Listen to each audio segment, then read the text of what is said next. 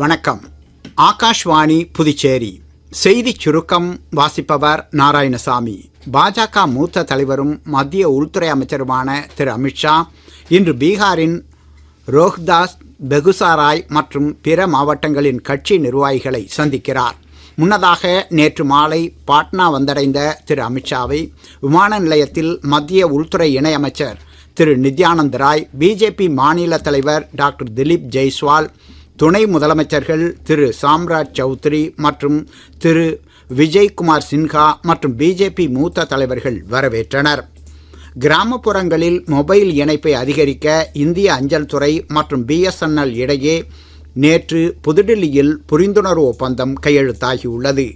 Digital இடைவெளியை குறைத்தல், கிராமப்புற மக்களுக்கு மொபைல் சேவைகளை வழங்குதல் மற்றும் சமூக பொருளாதார மேம்பாட்டிற்கான டிஜிட்டல் இந்தியாவின் இலக்குகளை மேம்படுத்துவதற்கு இந்த புரிந்துணர்வு ஒப்பந்தம் வகை செய்கிறது. சத்தீஸ்கரில் பீஜப்பூர் மாவட்டத்தில் பாதுகாப்பு படையினருடன் நடந்த மோதலில் 2 மாவோயிஸ்டுகள் கொல்லப்பட்டனர்.